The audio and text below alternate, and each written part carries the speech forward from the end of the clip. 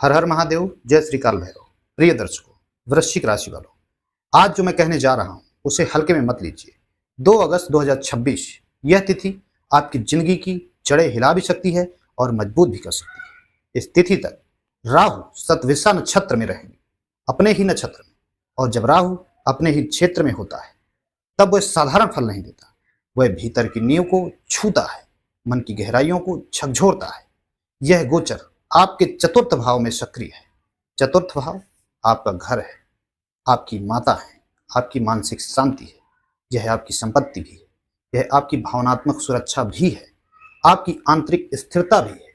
वृश्चिक राशि, या तो 2026 में आपकी जिंदगी की नींव मजबूत होगी या मानसिक अशांति और पारिवारिक उलझनें आपको भीतर से हिला देंगी।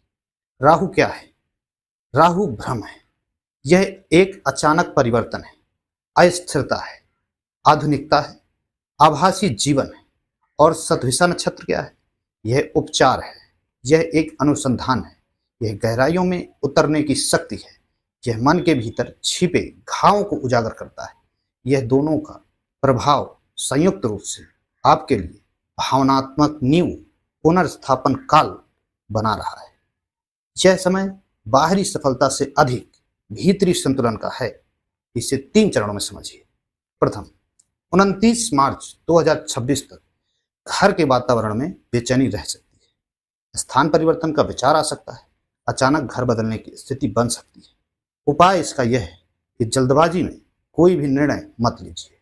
29 मार्च से 31 मई तक भावनात्मक उथल पुथल का समय है। परिवार में तनाव, माता के स्वास्थ्य की चिंता, छोटी बात पर बड़ा विवाद हो सकता है। संवाद ही समाधान है, धैर्य रखिए, नहीं तो दूरी बढ़ सकती है। 31 मई से 2 अगस्त तक जीवन की नींव स्पष्ट होने लगेगी। संपत्ति से जुड़ा निर्णय सफल हो सकता है, घर में स्थिरता लौट सकती है, लेकिन अतीत को छोड़ना आवश्यक होगा। घर और संपत्ति के क्षेत्र में अवसर भी मिलेंगे। नया घर, पुराने घर का नवीनीकरण, भूमि विवाद का समाधान, कार्यस्थल से घर पर काम की व्यवस्था हो सकती है, लेकिन खतरा भी है। गलत संपत्ति का सौदा, दस्तावेजों में भ्रम, बिना जांच किए हस्ताक्षर, भावनाओं में आकर लिया गया ऋण, यह सब भारी नुकसान दे सकता है। माता और परिवार के साथ उपचार की संभावना है। पुराने विवाद सुलझ सकते हैं, लेकिन अगर अहंकार आ गया तो भावनात्मक दूरी बढ़ेगी। गुप्त तनाव घर के वातावरण को भारी कर सकता है। मानसिक स्थिति पर विशेष ध्यान दें। चतुर्थ भाव में राहु बेचैनी देता है। ऐसा लगेगा जैसे कि कुछ छूट रहा है, अकेलापन भी महसूस हो सकता है। लेकिन याद रखिए, हर समस्या वास्तविक नहीं होती, कई बार वह मन की प्रतिक्रिया होती है। व्यवसाय और करियर पर भी इसका प्रभाव पड़ेगा। घर और काम के बीच संतुलन कठिन हो सकता है। स्थान परिवर्तन संभव है। मई के बाद स्थिरता लौट सकती है। धन के मामले में संपत्ति के लाभ संभव है। भूमि निवेश लाभकारी हो सकता है।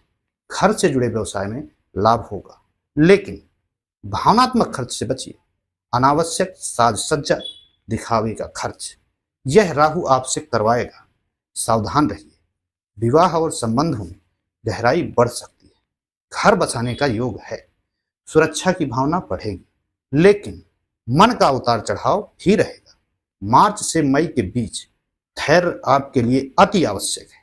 स्वास्थ्य के स्तर पर मानसिक चिंता बढ़ सकती है, छाती में जकड़न बढ़ सकती है, नींद में बाधा उत्पन्न हो सकती है, तनाव से जुड़ी समस्याएं हो सकती हैं। प्राणायाम अनिवार्य है। अनुलोम विलोम कीजिए, भ्रामरी का अभ्यास कीजिए। अब जानिए राहु कब बिगड़ेगा। जब आप भावनाओं में बहकर निर्णय लेंगे, जब परिवार से टकराव बढ़ाएंगे, जब दस्तावेज जांचे बिना हस्ताक्षर करेंगे, जब अकेले बैठकर अधिक सोचेंगे। और राहु कब आपको वरदान देगा? जब आप भावनात्मक परिपक्वता दिखाएंगे, जब घर को उपचार स्थल बनाएंगे, जब जीवन में सजगता लाएंगे, जब आभासी अव्यवस्था कम करेंगे। इसका उपाय यह है, ओम राम राहवे नमः प्रतिदिन 108 बार इस मंत्र का जप कीजिए, या ओम राम ह्रीम भव सह राहवे नमः इस मंत्र का जप कीजिए। काले तिल का दान कीजिए। शनिवार को जरूरतमंदों की सहायता कीजिए। घर में नमक मिले, जल से पोछा लगाइए। रविवार को दीप प्रज्वलित कर शांति प्रार्थना कीजिए। वृश्चिक राशि, यह गोचर आपको सिखाएगा कि सुरक्षा बाहर नहीं भीतर बनती है। घर दीवारों से नहीं ऊर्जा से बनता है। शांति परिस्थिति से नहीं दृष्टि से आती है। यदि आपने भीतर संतुलन बना लिया तो 2026 आपकी जिंदगी की नींव को अडिग कर देगा।